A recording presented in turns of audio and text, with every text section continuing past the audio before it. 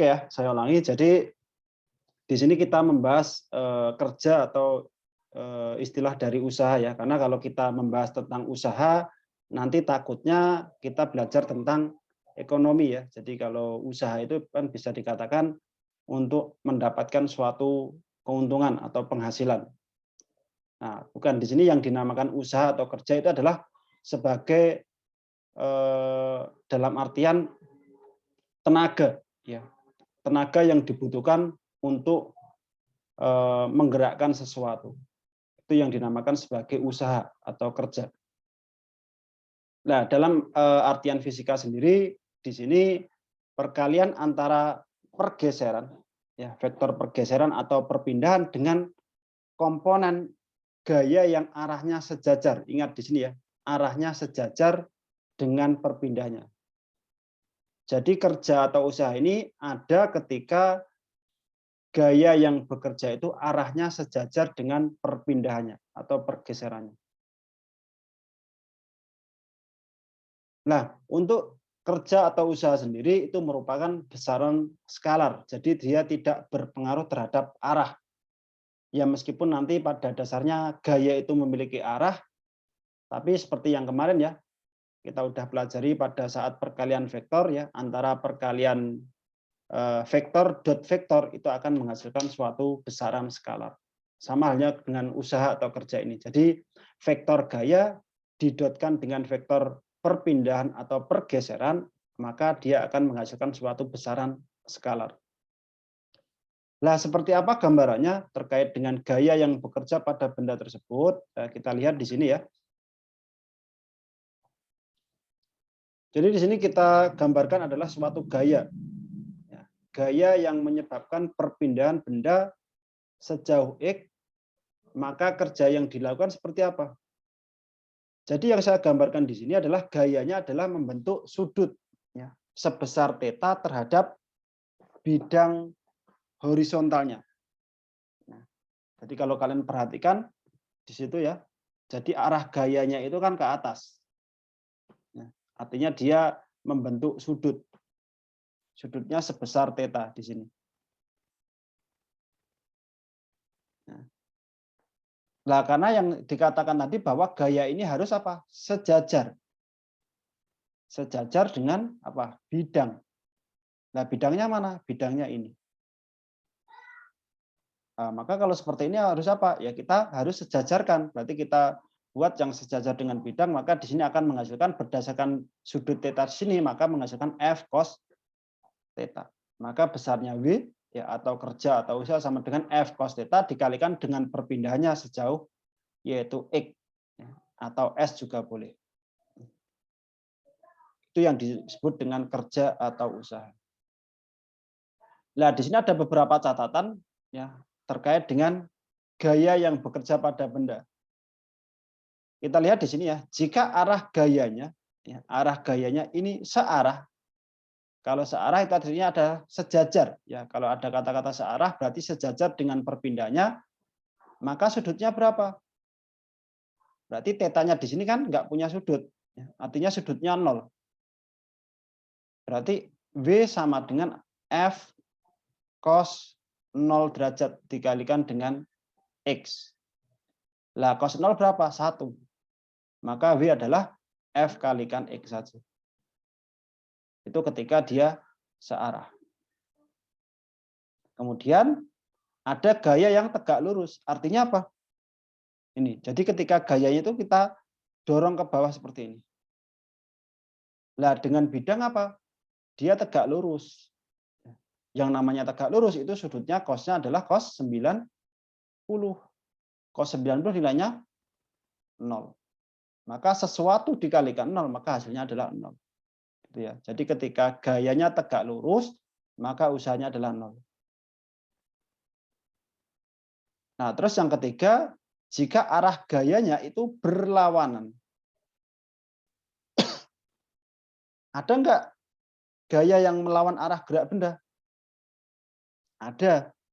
Ya, seperti ketika kita belajar tentang penguraian gaya, ada gaya yang melawan arah gerak benda namanya gaya gesek. Ya, gaya gesek itu melawan dengan arah perpindahannya. Nah, maka di sini kalau melawan berarti kan arahnya kan geraknya ke kanan. Nah, di sini gayanya ke kiri. Nah, sudutnya berapa? Sudutnya 180 derajat. Lah, cos 180 itu adalah minus 1. Maka sesuatu dikalikan minus 1 hasilnya adalah minus. Maka usahanya W sama dengan min F kalikan X. Itu, ketika arahnya melawan. Nah, artinya apa? Kalau ada yang misalkan ini ya, seperti gambar di atas ini ketika ada gaya yang arahnya ke sana, terus di sini ada gaya gesek ya, F.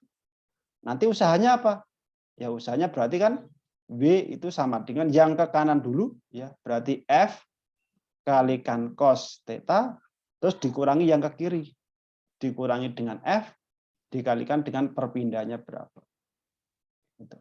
Ya. Karena dia melawan, kalau melawan dia mengurangi. Karena terkait dengan yang namanya resultan vektor.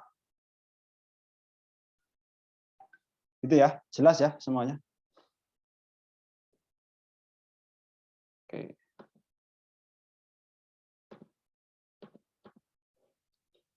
Nah, terus terkait dengan satuan. Ya, kalau satuan berarti kita mengikuti apa? Mengikuti dari persamaan umumnya, yaitu gaya dikalikan dengan yang namanya perpindahan. Gaya itu satuannya Newton, sedangkan perpindahan satuannya meter. Berarti Newton meter, atau bisa kita singkat menjadi Joule. Nah, ini adalah beberapa besaran yang bisa kita pakai ya.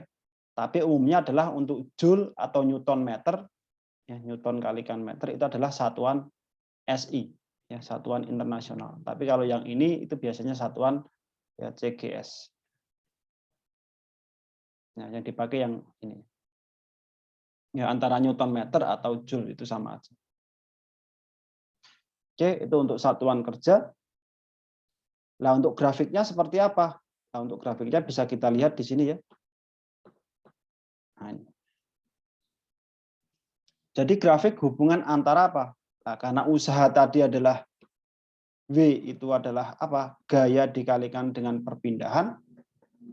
Maka ya kita buatkan yaitu sumbu X sama sumbu Y sama sumbu X-nya adalah ini ya. Sumbu X-nya sebagai perpindahannya ya, delta X-nya, sedangkan sumbu Y-nya adalah sebagai gayanya berapa.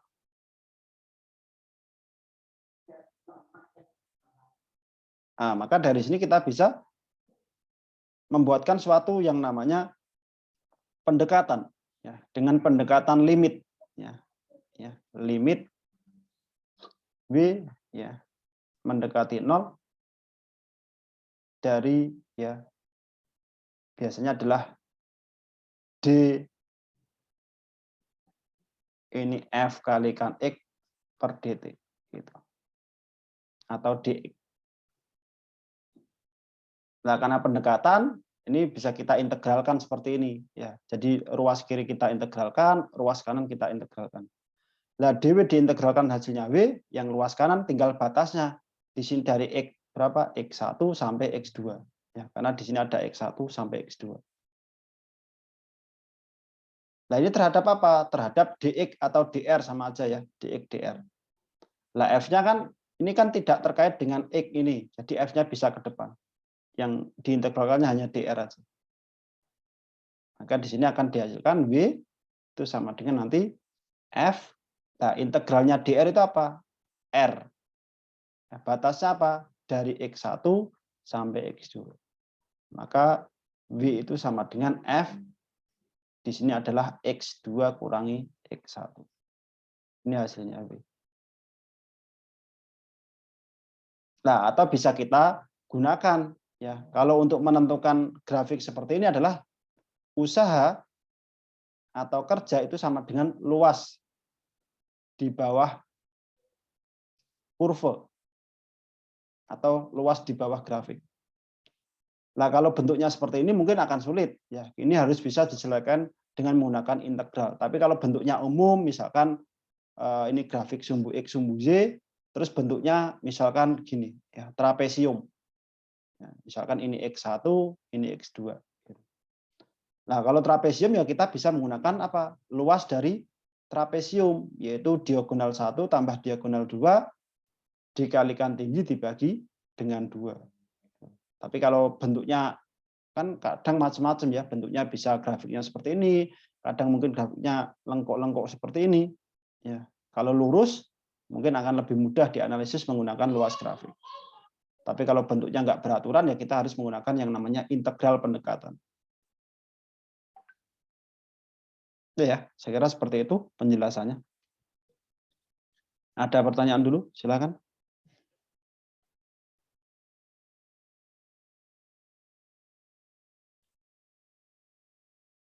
Oke, kalau tidak ada, lanjut lagi ya. Nah ini, jadi kerja menyatakan luas grafik yang berada di bawah kurva. Oke, sekarang kita lihat contohnya dulu untuk menjelaskan secara detailnya dari persamaan kerja atau usaha tadi seperti apa. Jadi di sini ada sebuah balok yang mempunyai massa sebesar 50 kg ditarik gaya konstan sebesar 100 Newton sejauh 40 meter sepanjang permukaan datar. Gaya tarik membentuk sudut sebesar 37 derajat terhadap permukaan. Jika gaya gesek antara balok dan permukaan lantai itu 50 Newton, ya, tentukan kerja total yang dilakukan oleh balok tersebut atau terhadap balok tersebut. Oke, sudah kita gambarkan dulu gambarannya seperti apa. Ya, misalkan ini adalah bidangnya adalah bidang datar, ya. Terus ada balok, dia ditarik membentuk sudut sebesar 37 derajat ya terhadap permukaannya adalah ke sana ya. Nah, ini kita gambarkan sudutnya.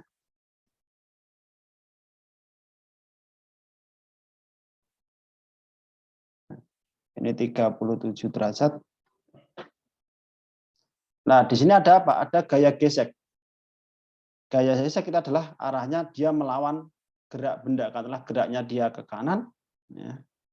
Maka gaya geseknya kita ambil yang ke kiri. Oke, seperti itu. Ya, ini sebagai F-nya. Nah, maka seperti apa? Nah, ini kita buatkan tadi ya, seperti yang saya katakan, ini harus dibuat sejajar. Ya, sejajar dengan bidangnya.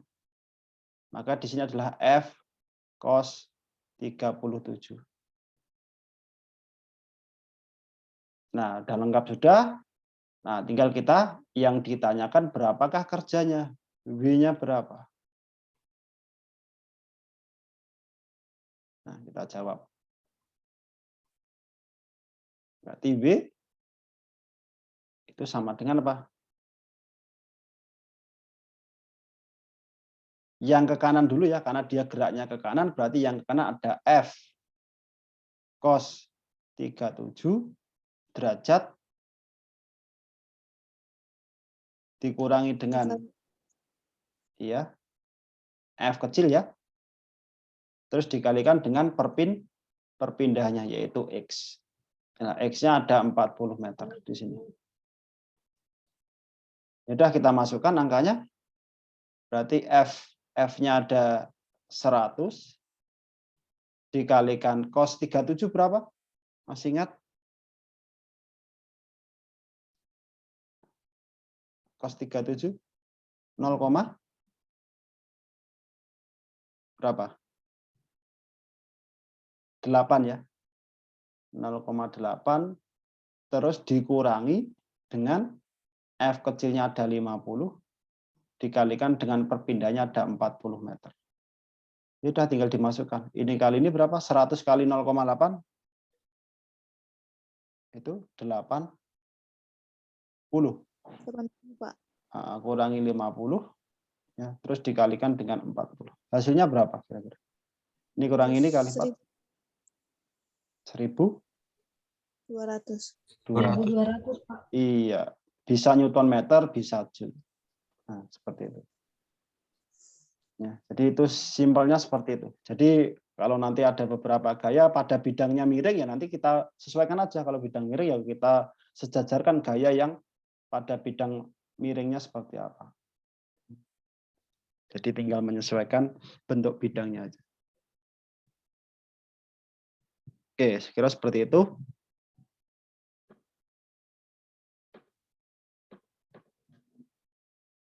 Nah, ini seperti ini ya. Kalau bidang miring nanti tinggal menyesuaikan gaya yang pada bidang miring seperti apa, sudut tetanya berapa, dan seterusnya.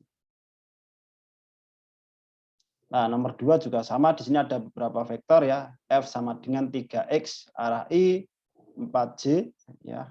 Nah, di mana di sini untuk pergerakan partikelnya dari 2 sampai 3, kemudian dari 3 sampai 0.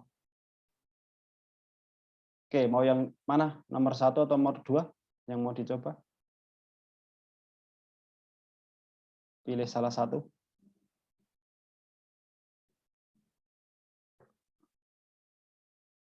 Nomor 2, Pak. Nomor 2. Oke, yuk. Oke, yuk kita lihat untuk yang nomor 2 seperti apa. Ya, ini saya back dulu. Saya potong dulu aja ya.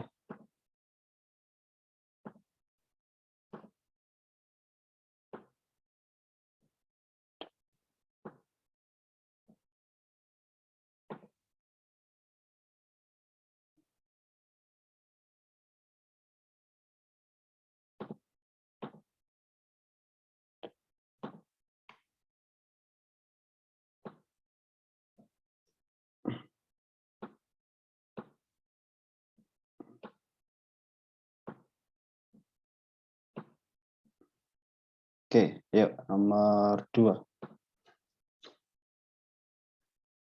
Nah, yang ditanyakan adalah berapakah ya kerja. Nah, di sini ada grafik ya. Grafiknya dia bergerak turun ya.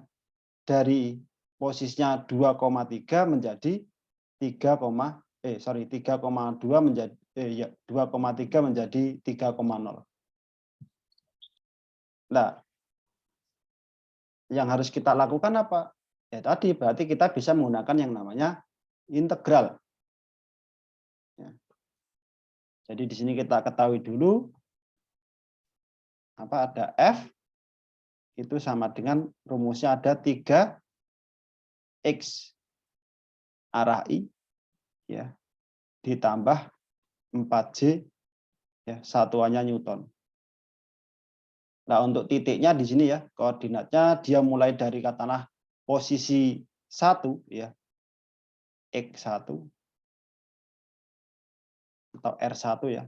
R1 aja. R1 itu sama dengan posisinya adalah 2 meter, 3 meter. Sedangkan untuk posisi 2 itu ada 3 meter, 0.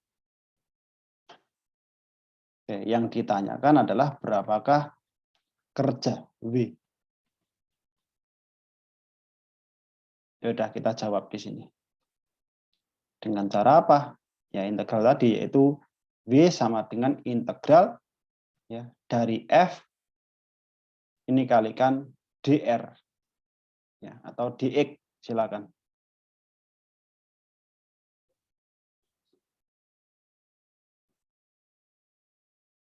Nah, terus bagaimana caranya? Ya udah kita batasi satu persatu. Ya, berarti ada batas yang R1 2 sampai 3, yang ini adalah 3 sampai 0. Ya, batasannya itu. Oke, yuk. Berarti W sama dengan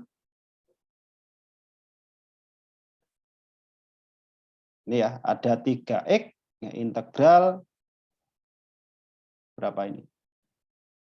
Dari 2 sampai 3 ya. Terus di sini ada F-nya adalah 3X.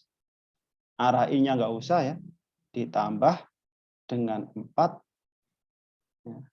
Ini ada dr. Terus atau dx ya. Karena ini x ya, kita ganti x aja biar sesuai. Nah, gitu. Karena sudah x. Ini dx, ini dx. Nah, masih di apa?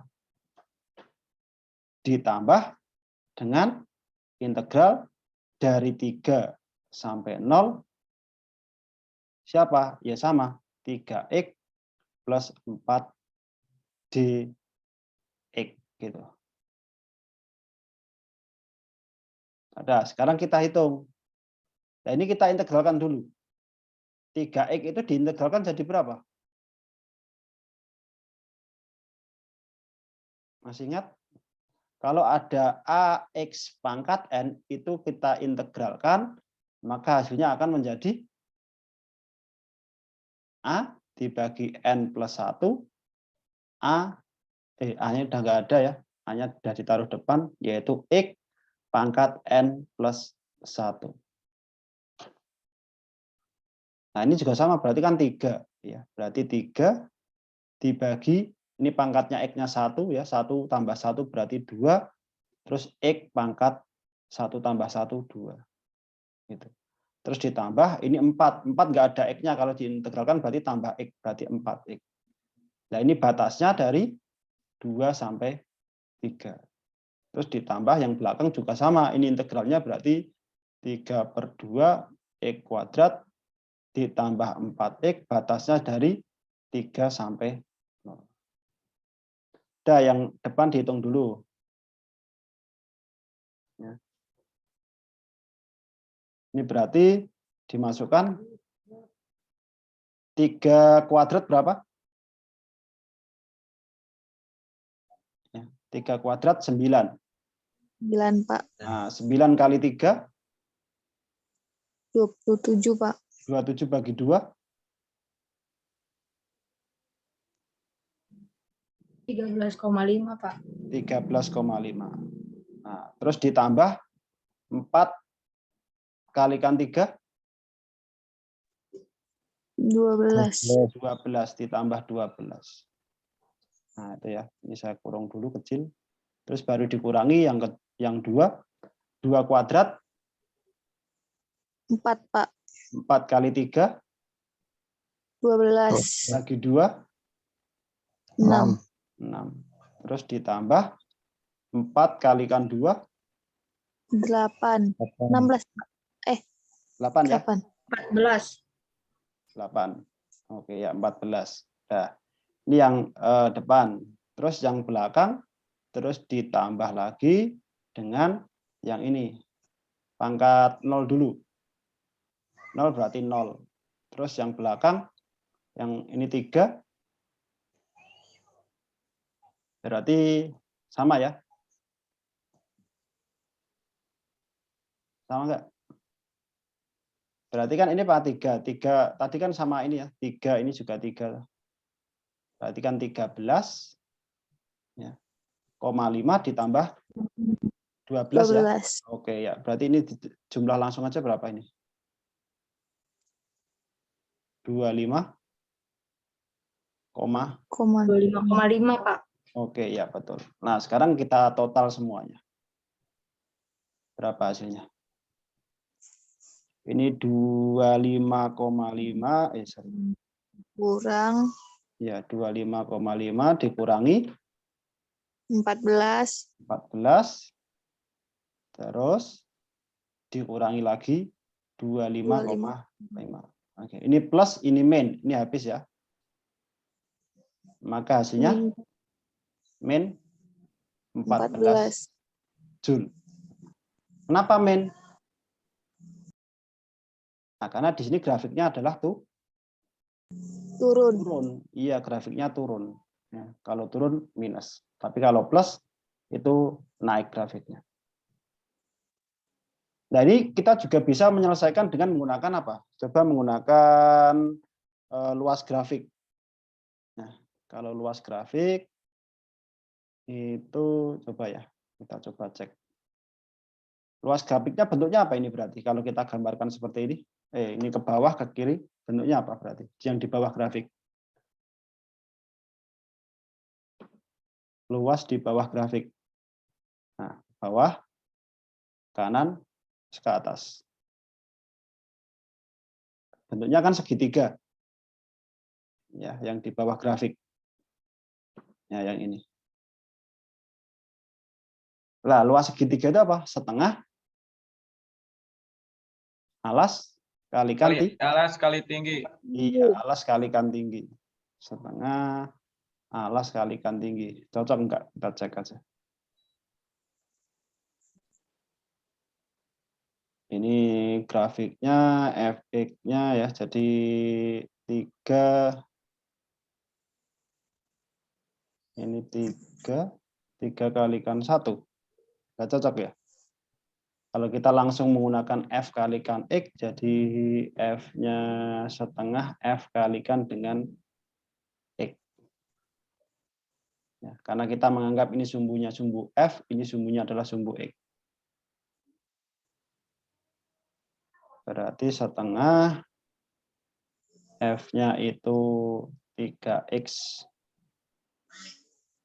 plus 4. Oke, nggak cocok. Nah, kenapa nggak cocok? Karena di sini sumbunya itu udah beda. Ya. Sumbu pergerakannya udah beda. Maksudnya berbeda gimana? Kalau yang di awal tadi, kan sumbunya adalah, bisa kita gambarkan seperti ini ya. Nah, itu ya, yang mana ini adalah sumbu X-nya, ini sumbu F-nya. Nah, ini beda, ini adalah sumbu X, ini sumbu Z. Ya. Lah, sumbu Z itu apa? Sumbu koordinatnya. Bukan sumbu gayanya yang bekerja berapa, bukan. Nah, ini hanya sumbu perpindahannya berapa. Jadi nanti dari sini kita bisa mencari X-nya dulu. Nah, ketemu X-nya baru dimasukkan ke persamaan ini. F kalikan X ini. Baru bisa. Gitu ya. Nah, paling mudah ya ini. Kita bisa menggunakan yang namanya rumus integral ini untuk menghasilkan nilai usahanya. Gitu ya. Jadi khusus yang untuk luas grafik itu adalah sumbu Z-nya adalah F-nya, sumbu X-nya itu perpindahannya. Oke, saya kira itu penjelasannya. Ada pertanyaan dulu, silakan.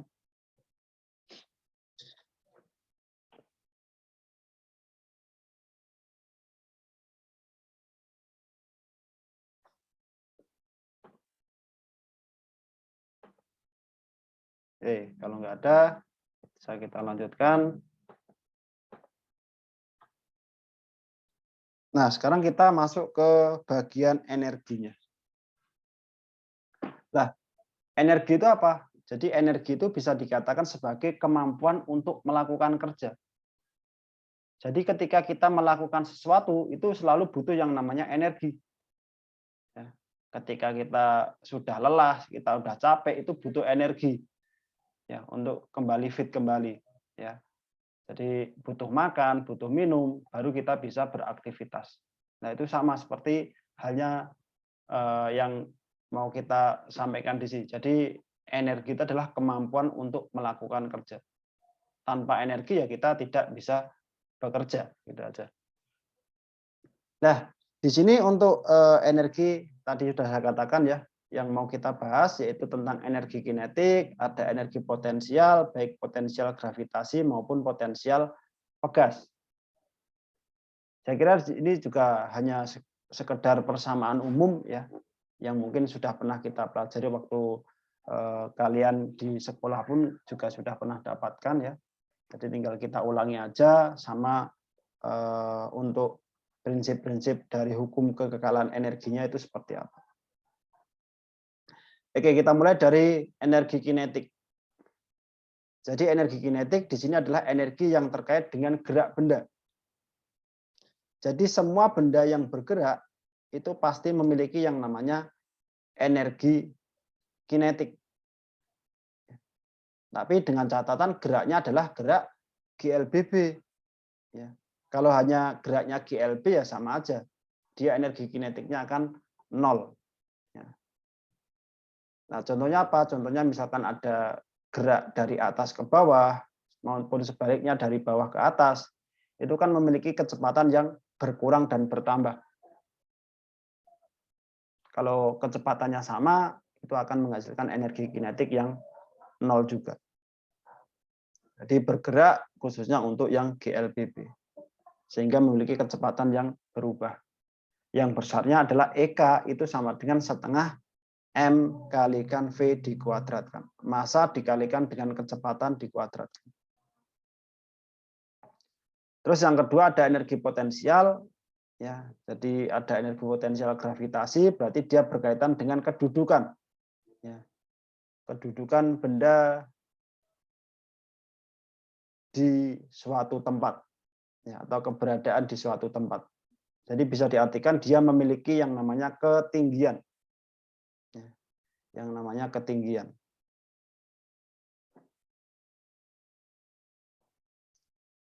Nah, sehingga dapat dirumuskan untuk energi potensialnya adalah EP itu sama dengan M massa dikalikan gravitasi dikalikan dengan ketinggiannya. M kali G kali H.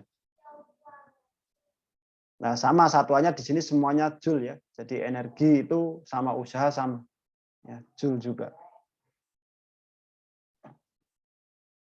Terus yang ketiga ada energi pegas ya, atau potensial pegas. Nah, ini berkaitan dengan elastisitas ya. Mungkin nanti ke depan untuk di pertemuan kalau nggak salah 12 atau 13 itu akan membahas tentang elastisitas. Dan di sana nanti akan kita pelajari gimana prinsip pegas tersebut ya, entah getaran pegas ya, menentukan frekuensi maupun periodenya seperti apa.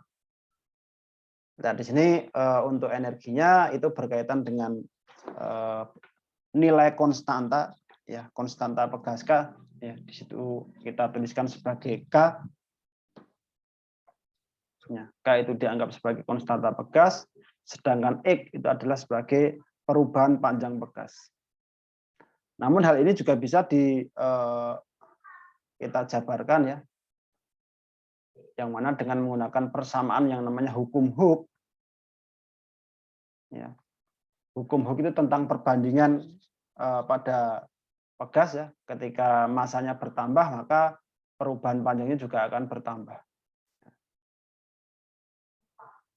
Nah, di sini hukum Hooke biasanya F itu sama dengan adalah K kalikan dengan X ya. Nah, dari sini bisa kita hubungkan nanti ya. Jadi W itu kan sama dengan setengah. Nah, ini X-nya bisa saya jabarkan, yaitu K kalikan dengan X kalikan dengan X. Nah, di sini ada K kalikan X itu apa? Sebagai F. Maka W sama dengan setengah F kalikan X. Itu juga bisa. Jadi bisa setengah KX kuadrat, bisa setengah Fx. Itu juga bisa. Nah, ini adalah beberapa bentuk energi lain yang mungkin tidak saya jelaskan ya. Karena nanti ada materi tersendiri terkait dengan energi ini ya. Ada energi panas, ada energi kimia, energi listrik, ya, energi magnet, dan mungkin nanti beberapa persamaan ini nanti akan kita pelajari di semester kedua ya, tentang listrik, magnet, elektromagnet itu di semester kedua. Ya, saya kira itu ya, untuk satuannya sama semua. Ya, cuma ada beberapa konversi ya. Biasanya untuk panas itu bisa diubah menjadi kalori. Untuk magnet itu nanti juga bisa diubah menjadi berapa kilowatt ya, dan seterusnya. Ya. Jadi ada beberapa besaran yang atau nilai satuan yang bisa dikonversi menjadi beberapa energi. Oke ya, itu terkait dengan energi yang kita bahas.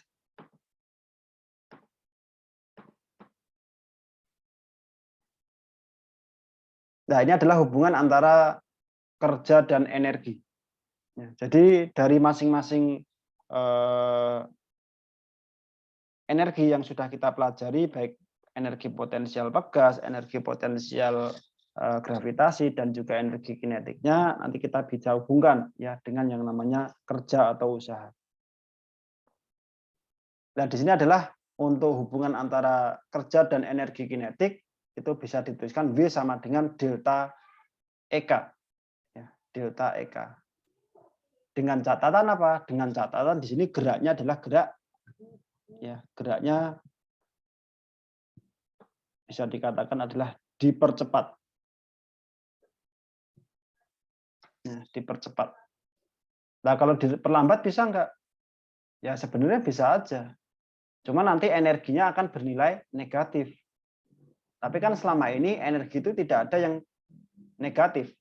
Ya, energi negatif itu hanya sekedar istilah di dunia gaib ya. Jadi ada energi negatif, ada energi positif. Tapi di sini kita tidak bisa membahas tentang energi negatif.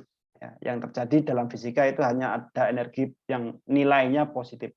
Ya, nilainya bukan sifatnya positif, tapi nilainya. Tapi energi yang nilainya negatif itu tidak ada. Kalau negatif artinya apa? Dia mengurangi. Ya, tidak bagus. Ya, energi yang bersifat mengurangkan.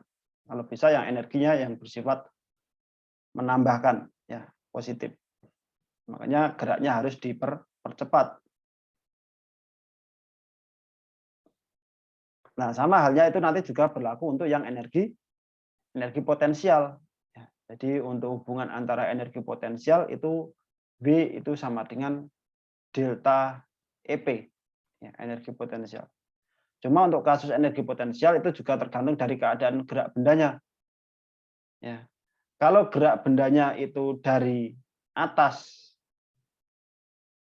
ke bawah, artinya apa? Kalau seperti ini kan berarti kan ketinggiannya berkurang.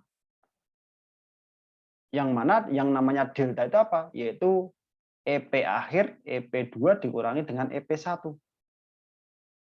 Akhir kurangi awal. Berarti kan di sini kan rendah kurangi tinggi, hasilnya kan negatif. Nah, biasanya di sini akan kita tambahkan negatif. Biasanya seperti itu. Makanya nanti tergantung dari gerak-gerak bendanya seperti apa. Kalau geraknya dari bawah ke atas, oke lah. Dia masih bisa dikatakan V sama dengan positif delta EP. Tapi kan yang umum itu kan seperti ini. Ya. Benda yang jatuh dengan sendirinya. Atau yang dinamakan sebagai gerak jatuh bebas. Yang disebut dengan gerak dipercepat.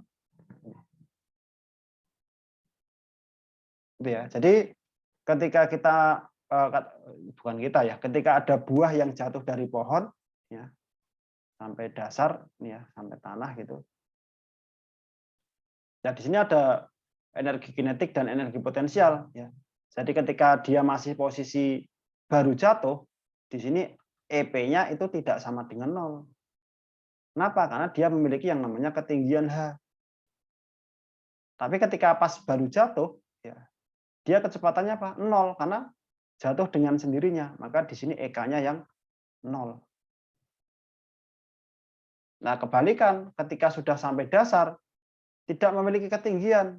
Artinya apa? Berarti EP yang di sini itu nilainya 0. Tapi ketika sebelum menyentuh tanah di sini berarti maksimum. Ya, EK-nya itu tidak sama dengan 0. Atau bisa dikatakan sebagai EK maksimum. Kecepatan tertinggi itu ya sebelum dia berhenti. Ya, sebelum berhenti itu adalah memiliki kecepatan paling tinggi. Gitu ya. Nah, ini ada beberapa kriteria tersendiri ya terkait dengan usaha yang bernilai positif.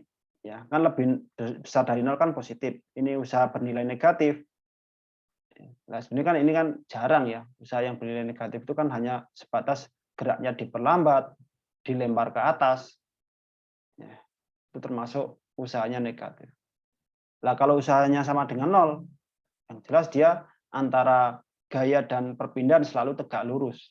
Kalau tegak lurus pasti 0, yang dimana di depan tadi udah kita definisikan. Nah, sedangkan karena di sini usaha itu sebagai suatu besaran skalar, ya tinggal kita jumlahkan aja untuk setiap masing-masing gaya yang bekerja pada benda tersebut. Apakah dia searah ataukah dia berlawanan. Ya. Dan sebagai mestinya ketika nanti ada sudut ya harus kita uraikan. Jadi tinggal dijumlahkan seperti biasa aja. Ya, penjumlahan biasa. Tidak mengenal arahnya kemana. Ya. Min plusnya tidak mengenal itu. Oke, saya kira itu untuk perubahan energi kinetik, energi potensial. Dan nanti untuk energi potensial pegas ya juga sama aja, bisa kita hubungkan antara kerja dan energi potensial pegasnya.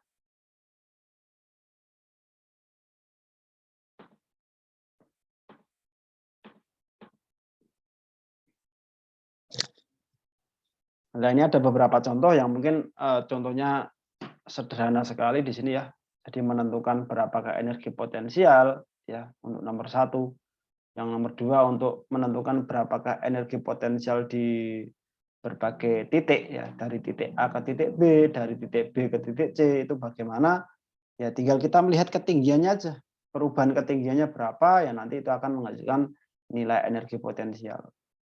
Ya, kalau geraknya ke atas berarti dia energi potensialnya positif ya, tapi kalau geraknya ke bawah energi potensialnya pasti negatif ya, karena ketinggiannya berkurang. Tinggal kalian gunakan rumus M kali G kali H. Ya, saya kira seperti itu aja.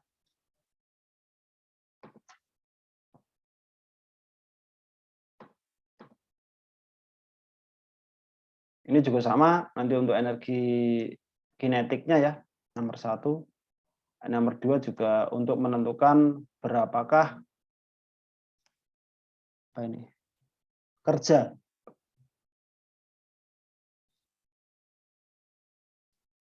yang dilakukan untuk memindahkan benda dari posisi X sama dengan 0 ke posisi X sama dengan 8. Nah, nanti di sini bisa kalian gunakan rumus GLBB-nya untuk menentukan berapakah kecepatan pada masing-masing titik ya atau posisi perpindahannya.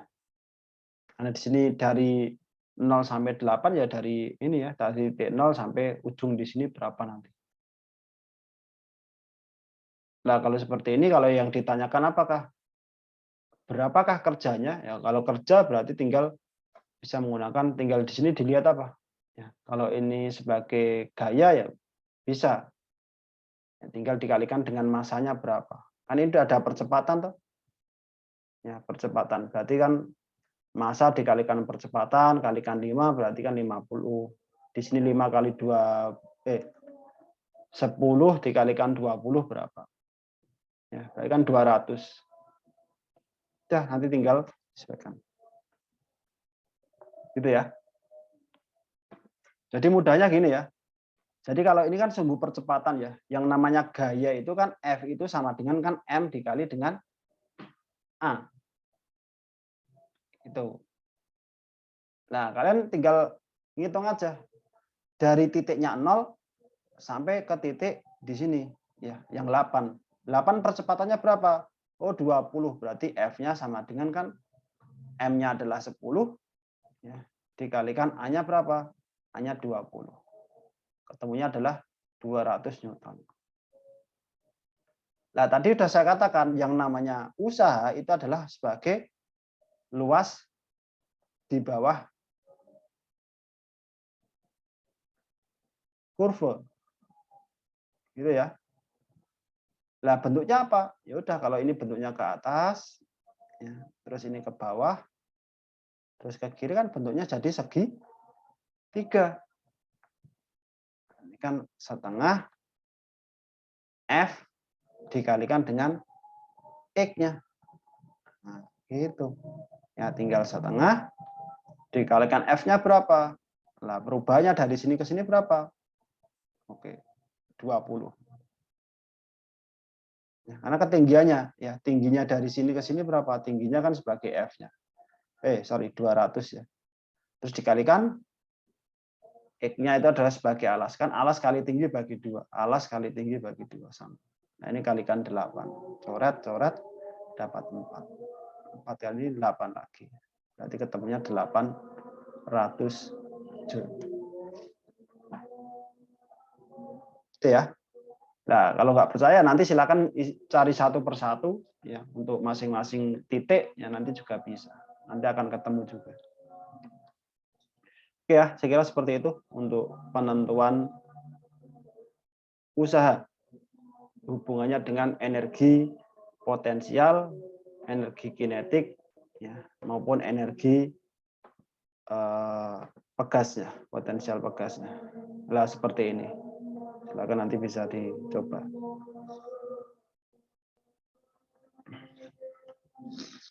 Oke ya, ini masih ada beberapa slide lagi ya. Semoga aja selesai nanti. Nah, terus selanjutnya terkait dengan yang namanya gaya konservatif sama gaya non konservatif. Ya mungkin sebagian teman-teman waktu di sekolah sudah pernah mendengar yang namanya gaya konservatif sama non konservatif.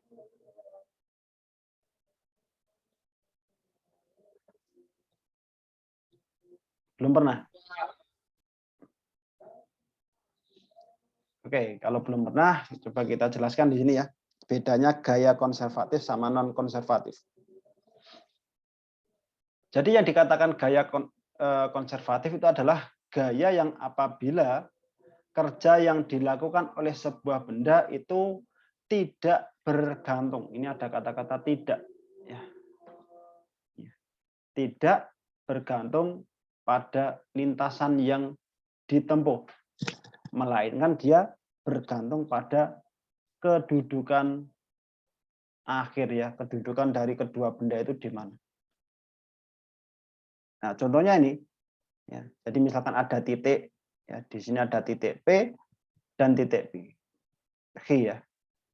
Nah, di sini ada seseorang dia bergerak dari titik P ke titik H melewati lintasan yang pertama. Nah, kemudian dia pulangnya melewati lintasan kedua.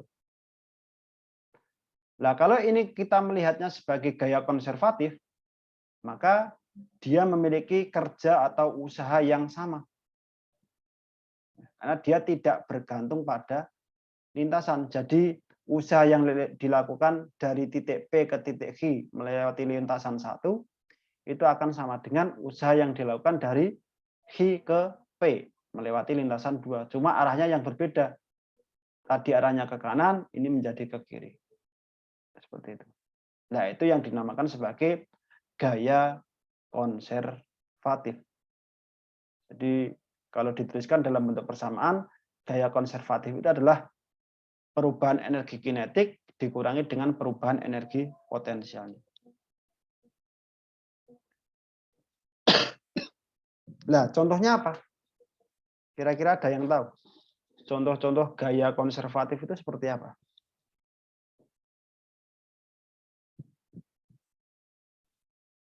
Dia tidak bergantung pada lintasan. Contohnya adalah gaya gravitasi. Ya. Jadi gaya gravitasi itu tidak bergantung pada lintasan. Maksudnya bagaimana? Misalkan ada benda ya. Nih. Misalkan contohnya gini. Ada benda masanya sama-sama 10 kilo. Satunya ketinggiannya katakanlah 10 meter. Satunya ketinggiannya ini ada 100 meter. Atau 1000 meter. Maka nilai gaya gravitasi benda 1 sama benda 2 nilainya berapa? W1 sama dengan kan rumusnya apa? Gaya gravitasi atau gaya berat rumusnya?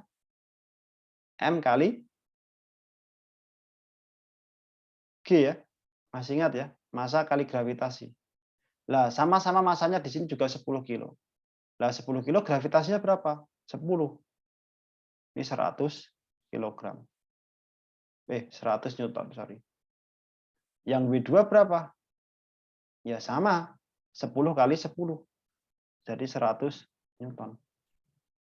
Ya meskipun ini ketinggiannya berbeda, tapi kan nilai gayanya sama.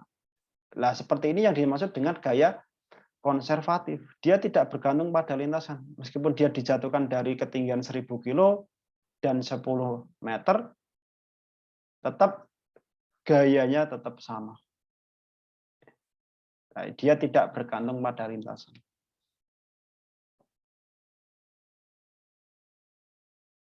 Contoh lain apa? Ya, contoh lain misalkan masih ada gaya magnet, itu juga tidak bergantung pada lintasan. terus ada gaya listrik, dan beberapa contoh gaya yang lainnya. Ya, itu adalah contoh simpel untuk menjelaskan gaya konservatif. Ya, jadi tidak bergantung pada lintasan. Nah, sebaliknya ada gaya non konservatif. Nah, itu kebalikannya. Jadi gaya yang dilakukan oleh suatu benda yang bergerak di antara dua titik yang bergantung pada lintasan yang dilaluinya. Ya, seperti tadi dari P ke Q atau dari A ke B melewati S sama melewati D itu akan berbeda nilainya. Ya, kalau dia berbeda berarti itu dikatakan sebagai gaya non konservatif. Ya.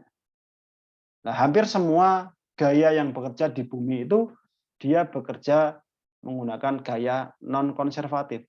Ya, hampir semua. Ya, kecuali ya tadi itu ada gaya gravitasi, gaya magnet, gaya listrik, dan beberapa mungkin nggak banyak ya, mungkin cuma sekitar nggak nyampe 10 mungkin yang termasuk gaya konservatif. Lainnya itu adalah gaya konservatif. Nah, dia semuanya bergantung pada lintasan. Nah, sehingga menurut persamaan kerja dari gaya non konservatif berarti kalau tadi ya untuk W konservatif itu adalah delta EK min delta EK delta EP, sedangkan untuk non konservatif itu penjumlahan dari energi kinetik ditambah dengan energi potensial yang dikenal dengan energi mekanik ya. Ya, jadi ada EM itu adalah mekanik. Penjumlahan dari energi kinetik ditambah dengan energi potensial. Itu ya. Itu adalah bedanya antara energi konservatif dan non konservatif. Nah, dari gaya non konservatif ini nanti akan kita kembangkan ya untuk menghasilkan yang namanya persamaan hukum kekekalan energi.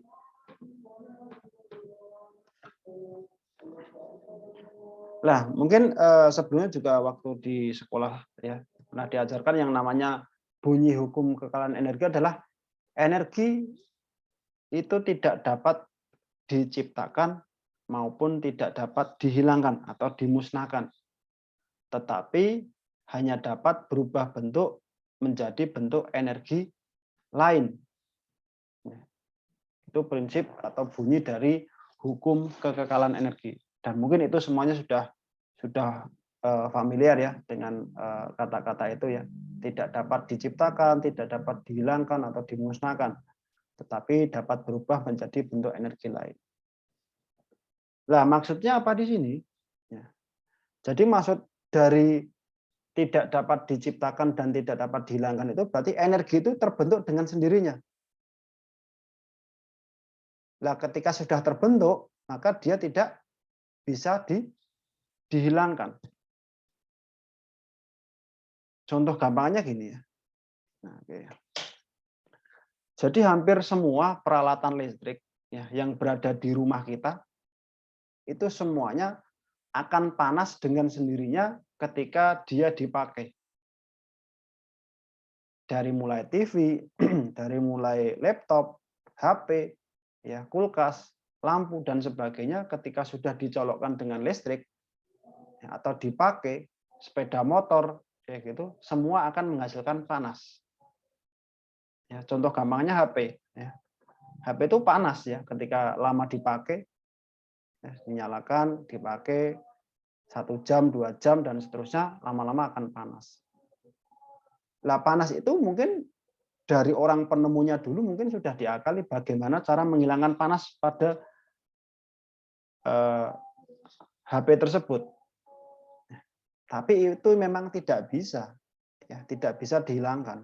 Ya seperti hukum kekekalan energi ini, dia tidak menciptakan panas tersebut.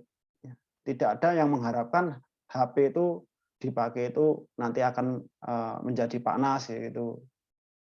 Tidak akan mengira hal itu. Ya. Tapi memang itu tidak diciptakan. Dan mungkin itu tidak bisa dihilangkan pula. Nggak bisa. Sampai HP yang mungkin harganya mahal, sampai yang mungkin levelnya tinggi, dari yang dari iPhone sampai Apple mungkin semua akan ada efek panas. Seperti itu. Mobil juga sama. Mobil yang mulai dari yang mobil yang harganya murah sampai yang harganya mungkin triliun ya atau miliaran, mungkin sama aja. Ketika dia dinyalakan ya tetap mesinnya panas, nggak ada yang mesinnya nggak panas. Ya memang nggak bisa dihilangkan itu. Ya, dan tidak diciptakan. Nah, mungkin bisa diubah menjadi bentuk energi lain. Nah, bentuknya apa? Ya macam-macam. Ya tadi itu ya. Jadi bisa menimbulkan panas tadi. Ya salah satunya. Panas itu timbulnya dari mana? Ya mungkin dari gesekan ya beberapa komponen pada mesin atau mungkin panas itu tumbukan dari elektron ya listrik tersebut itu juga bisa. Nah, itulah prinsip dari hukum kekekalan energi. Tidak dapat diciptakan dan dihilangkan. Namun bisa diubah menjadi bentuk yang lain. Nah, itu sekarang kita manfaatkan ya hal-hal tersebut ya, energi yang tidak bisa dihilangkan itu sebaiknya kita bisa manfaatkan. Nah, untuk berbagai kegiatan ya mungkin untuk penelitian dan sebagainya, bagaimana panas yang dihasilkan itu nanti bisa menghasilkan energi yang lain, kayak gitu. Makanya di sini secara umum bentuk umum hukum kekekalan energi itu adalah W sama dengan energi kinetik ditambah dengan perubahan energi potensial ditambah dengan H. Lah H di sini disebut dengan yang namanya adalah energi yang hilang, ya hilang. Lah hilangnya dalam bentuk apa? Ya kebanyakan itu adalah hilangnya dalam bentuk panas. Nah, sehingga di sini lah timbul dari panas itu apa? Yaitu dari F kecil. F kecil itu apa? Gesekan. Ya, gesekan dikalikan dengan perpindahannya. Nah, semakin dia cepat, ya putarannya cepat, ya misalkan pada kipas kayak gitu ya, semakin putarannya akan cepat, maka dia akan menghasilkan panas yang tinggi. Makanya setiap peralatan sebenarnya sudah dipasang pendingin, ya, itu hanya mengurangi, ya, bukan menghilangkan, tapi mengurangi. Gitu ya. Ya meskipun seperti AC, seperti mesin kulkas kayak gitu, kulkas itu kan membuat dingin. Tapi kan ruangannya yang membuat dingin, tapi mesin yang bekerja tetap dia menghasilkan panas. Kayak gitu. Nah, jadi memang belum bisa menghilangkan yang namanya. Lah, baru ketika kita definisikan bahwa energi panas itu tidak ada, ya, energi panas itu kita hilangkan, ya, itu yang disebut dengan kekal di sini. Jadi jika gaya luar yang bekerja seperti gaya gesek itu tidak ada, artinya benda melakukan kerja semata-mata untuk melakukan gaya beratnya. Jadi ketika H di sini itu atau kerja luar itu sama dengan 0, ya, maka itu yang disebut dengan hukum kekekalan energi. Jadi energi mekanik awal itu akan sama dengan energi mekanik akhir. EK1 tambah EP1 sama dengan EK2 ditambah EP2. Ya, itu pun untuk penjelasan tentang yang namanya hukum kekekalan energi yang diperoleh dari persamaan gaya non-konservatif. Oke, sampai sini dulu ada pertanyaan? Monggo silakan.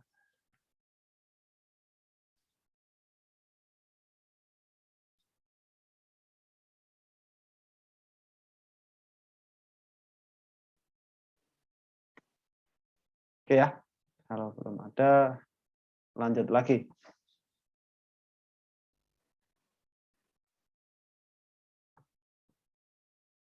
Pak, maaf kalau misalnya EK sama EP-nya kalau disatuin gitu, boleh pakai cara cepat enggak? EK sama EP disatuin. Iya. Kalau Ya, kayak seperti apa contohnya? Silakan. jadi rumusnya tuh gimana ya? Jadi rumusnya itu pendek, Pak. Jadi dicoret-coret gitu, Pak. Ya, tergantung keadaannya. Ya, keadaan awal sama keadaan akhir. Ya, setiap sistem kan beda-beda. Tapi nggak apa-apa, Pak. Ya, makanya saya katakan sebenarnya kalau kita langsung menyederhanakan dari awal tidak bisa karena memang rumus awalnya emang ini ya setengah MV1 MV2 gini. Lah seumpama memang di sana masanya sama. Ya, masanya sama setelah baik sebelum maupun setelah masanya tetap sama baru bisa disederhanakan. Ya, M-nya bisa kita hilangkan. Ya, seperti itu bisa.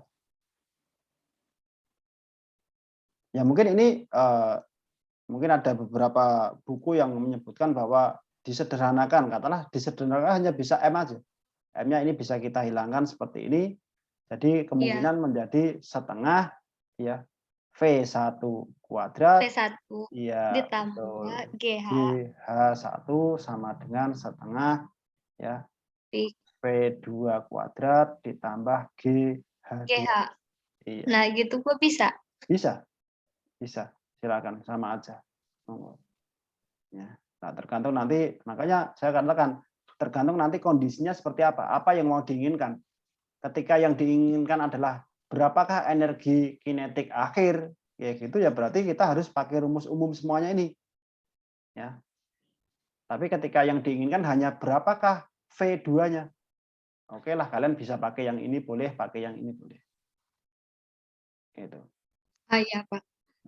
Oke, seperti itu. Ada lagi, silakan.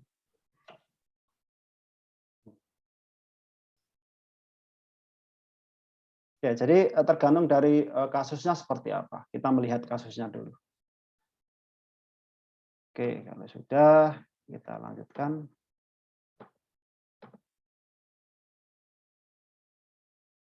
Ini nanti bisa dibaca ya untuk penjumlahan beberapa energi kinetik sama energi potensialnya.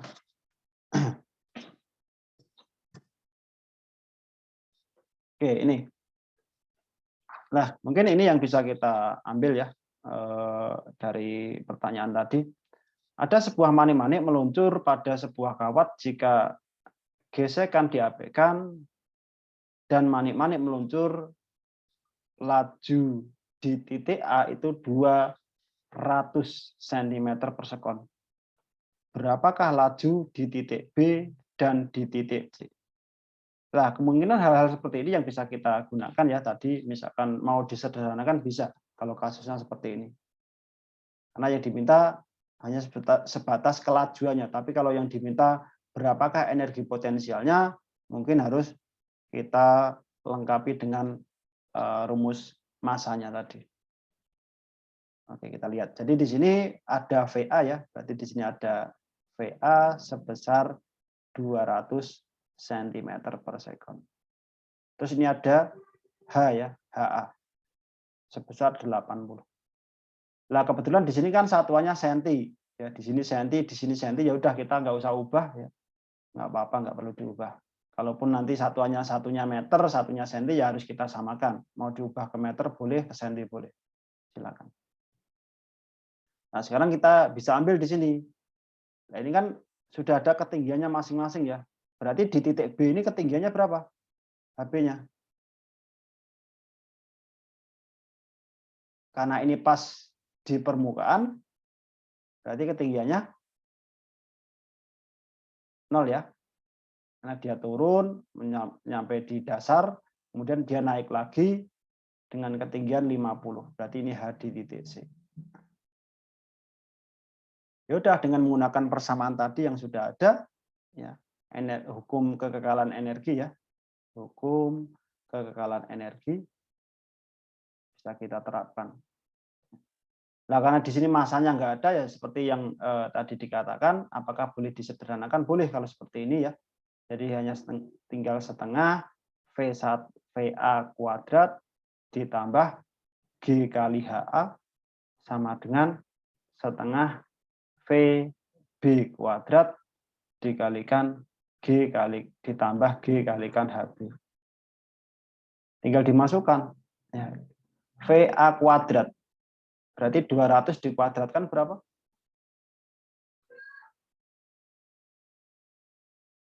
40.000 ya. 40.000 dibagi 2 hasilnya 2.000, Pak. ya 20.000. Ya, 20.000. Karena kan 200 ya. 200 kan dikuadratkan jadi 40.000. Oke, dibagi 2 20.000 ditambah G kalikan H. Kita ambil G-nya katakanlah G-nya 10. Nah, 10 kali H-nya 80 berarti 800 ya. Sama dengan, nah ini setengah, kalikan VB-nya berapa? Yaitu yang dicari, ditambah lah ini. Lah karena HB-nya 0, maka di sini 0. Ya, sesuatu kali 0, 0. Nah ini dijumlah, hasilnya berapa? 20.800. Betul begitu, teman-teman?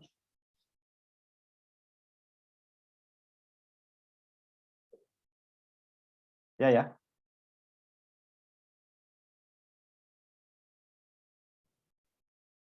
Itu. Nah, tinggal ini pindah ke sana. Jadi nanti VB kuadrat sama dengan ini kali 2 4.1.600. Nah, tinggal di akar. VB-nya sama dengan akarnya. Akar dari 4.1.600 itu ya, Pak? Iya, betul. Nah, kira-kira ketemu berapa? 203. 203. 203,960. Oke, ya segitu aja. Ya, ini sentimeter per sekon kita buatkan saja segitu. Nah, setidaknya seperti itu ya. Jadi untuk menghasilkan berapakah nilai kecepatan di titik B ketika turun dari 200. Nah, karena turun ya. Kalau turun berarti kan kecepatannya bertambah. Nah, nanti di sini kan naik lagi. Kalau naik berarti nanti kan kecepatannya berkurang lagi. Gitu ya. Ini turun. Nah, untuk yang mencari berapakah V di titik C ya bisa kalian bandingkan antara VA dengan VC boleh, antara B dengan C juga boleh. Ya, silakan mau cari yang mana, sama aja. Silakan nanti bisa dilanjutkan. Gitu ya. Iya, Pak. Oke. Terus yang terakhir terkait dengan daya. Nah, daya itu apa di sini? Daya adalah kerja, ya, tidak hanya kerja tapi bisa juga energi, ya, yang dilakukan persatuan waktu, ya, kerja atau perubahan energi.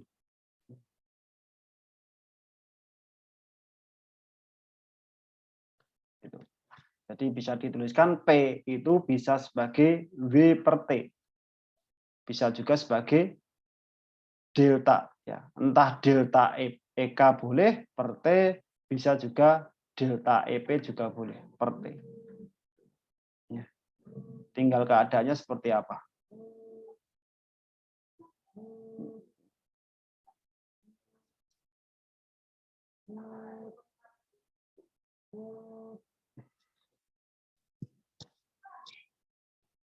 Gitu ya. Nah, di sini nanti bisa kita ubah, ya. Yang mana tadi yang namanya usaha, ya usaha itu apa? Usaha itu kan perkalian antara apa? Gaya dikalikan dengan perpindahan dibagi dengan waktu. Nah, ini kan perpindahan dibagi waktu itu apa? Nah, ini di pertemuan awal-awal kita udah mempelajari ya, yang mana perpindahan dikalikan waktu, perpindahan dibagi waktu itu adalah sebagai kecepatan. Jadi P itu bisa W per T, ya, Bisa juga P itu adalah F gaya dikalikan dengan kecepatan. Itu juga bisa. Ya, F kalikan V. Ya, tinggal nanti keadaannya dari kasusnya seperti apa. Nah, untuk satuannya apa? Nah, satuan dari daya itu adalah joule. Ya, ini joule per sekon. Ya, joule per sekon itu bisa kita anggap sebagai watt. Ya, berapa watt. Nah, namun untuk beberapa kasus tertentu, satuan itu kita bisa ubah. Ya, menjadi apa? Horsepower. Ya, tenaga kuda atau HP. Ya, HP. Yang mana 1 HP. 1 HP itu adalah 746 watt. Ya. Nah, biasanya untuk apa di sini? Nah, biasanya untuk daya-daya yang tinggi. Ya, contohnya apa? Contohnya misalkan pendingin ruangan ya, atau AC. Itu biasanya daya-dayanya tinggi. Biasanya ada setengah PK, ya, ada yang 1 PK, ada yang 2 PK, dan seterusnya. Nah, kelihatannya kecil, makanya untuk mengelabui penjual biasanya dalam kasus-kasus pendingin ruangan itu untuk dayanya itu ditulis seperti ini, PK.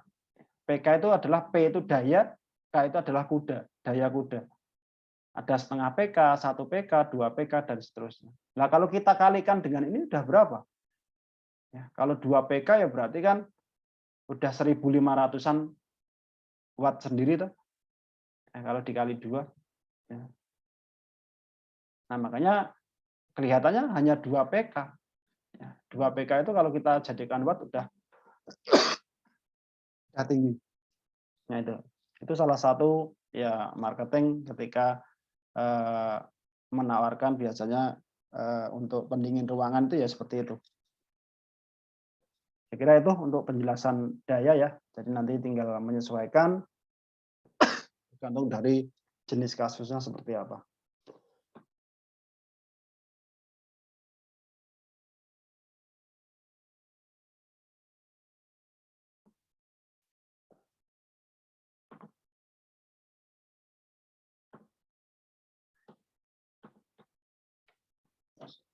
Nah, kalau ini contoh terakhir ya terkait dengan sebuah beban yang mempunyai massa 500 kilo diangkat setinggi 90 meter dengan menggunakan sebuah derek dalam waktu 4 menit. Ya, berapakah daya minimum? Nah, seperti ini yang saya katakan. Ya. Jadi kita tinggal melihat ya, dia bekerja itu berdasarkan apa? Di sini ada massa, oke ya, ada massa sebesar 500 kg. Terus ada ketinggian, itu ada 900 meter. Dalam waktu T-nya 4 menit. Nah, yang ditanyakan berapakah dayanya? P-nya berapa? Berarti di sini daya yang kita lihat adalah daya sebagai perubahan apa? Karena di sini ada ketinggian, berarti daya itu sebagai perubahan energi, delta EP, ya, dibagi dengan waktunya. Di sini tinggal M kali G kali H dibagi dengan waktunya. Jadi 500, G-nya kita ambil 10, hanya berapa? Hanya 90 dibagi dengan waktunya, ini kita ubah menjadi sekon. Ya, berarti 4 kali 60 berapa? 240 ya, 240. Nah, sederhanakan. Nah, tinggal kalian ganti ini kalikan ini kan berarti 4500 dibagi dengan 24. Nah, hasilnya berapa? Ini satuannya nanti adalah dalam watt.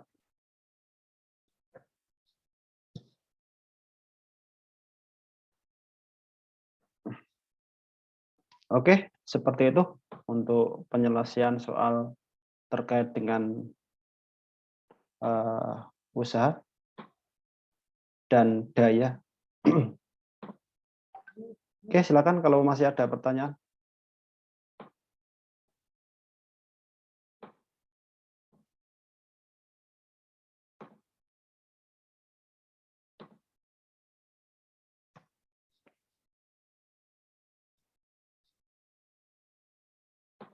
Tidak ada? Tidak ada, Pak. Oke.